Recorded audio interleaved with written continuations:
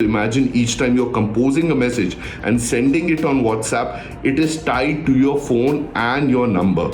And this can be traced back to you. Doesn't that make you feel you insecure? And doesn't that undermine your privacy?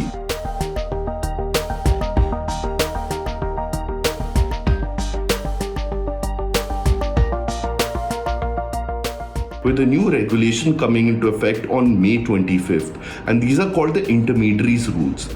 They change and bring in new compliances for companies which have any time more than 50 lakh users in India. And this will ordinarily include platforms such as Twitter and Facebook and WhatsApp. What are these compliances and why it is of concern to us and why you should be paying attention right now? These compliances impact two of your most cherished fundamental rights. The first is your fundamental right to freedom of speech and expression, and the second is your fundamental right to privacy. Without both of them, it becomes very hard for you to actually participate in the larger well of public conversation which takes place on social media today. Now, these compliances specifically are towards appointment of grievance redressal officers, where you can send complaints if you don't like any kind of content.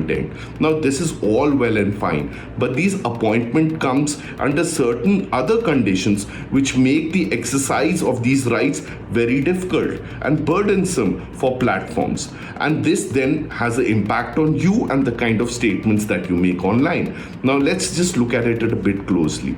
The first is that you can send a complaint to them, but you can also send a further request to them under their rules, and you can go to a police station.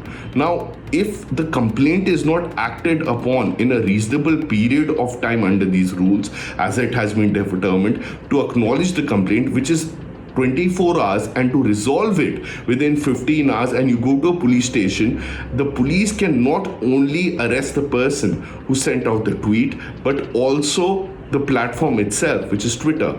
So essentially, these rules change the game, how the platforms were availing immunity and bring in compliances under these short timelines in which they need to act. And for a second now, imagine that it is not you who is filing a complaint, but somebody else is filing a complaint against you.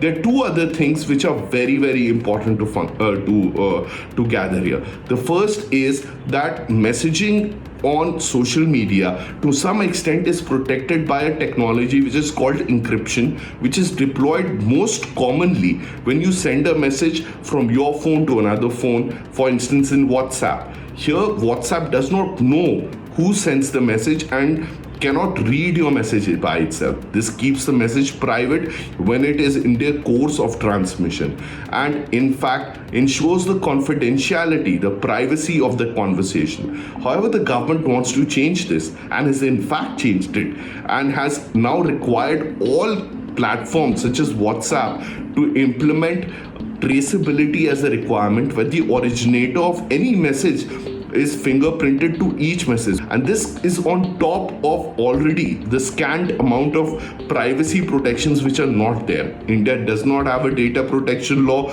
and a lot of your existing metadata, for instance, which groups you're part of, what's your sign-in details, are already there with WhatsApp. So add it with your conversation data now, and in a sense, a lot of what you do online is now transparent and available potentially to the government and police departments.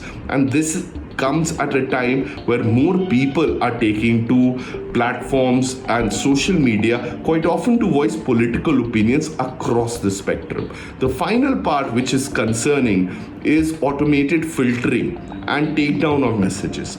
Automated filtering is when an algorithm is deployed to clean your social media using keywords such as text-based filtering, or even through photo or video DNA basis. Now, this has been applied only in restricted categories such as child sexual abuse material, and does not seem to be problematic on its face. And this requirement is in fact also asked for by certain members of civil society. But here lies what is called as a function creep. The requirement also comes with an added innocuous statement that any content which has been taken down should not be re-uploaded.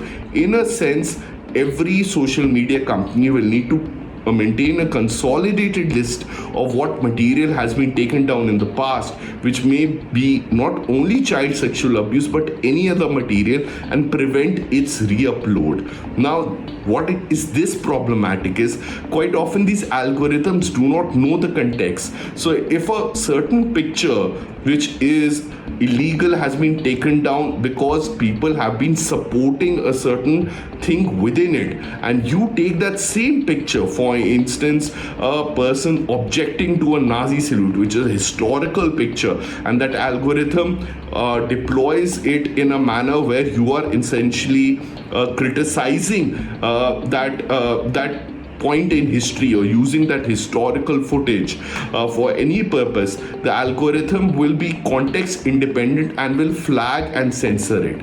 This will result in a chilling effect. This will also lead to removal of large amounts of material on social media today. Finally, what is the consequence? What happens if companies such as Twitter or Facebook do not comply with them? Well, the rules have been framed in such a manner that not only do these companies lose their immunity from prosecution, as I explained earlier, but they also now risk the consequence of legal prosecution under civil and criminal laws, and this has been expressly stated under the rules. Now, what can you do about it is you can share this video, you can tell your friends these rules are coming into effect, and also seek to generate a great amount of awareness why these rules will fundamentally change online conversation today.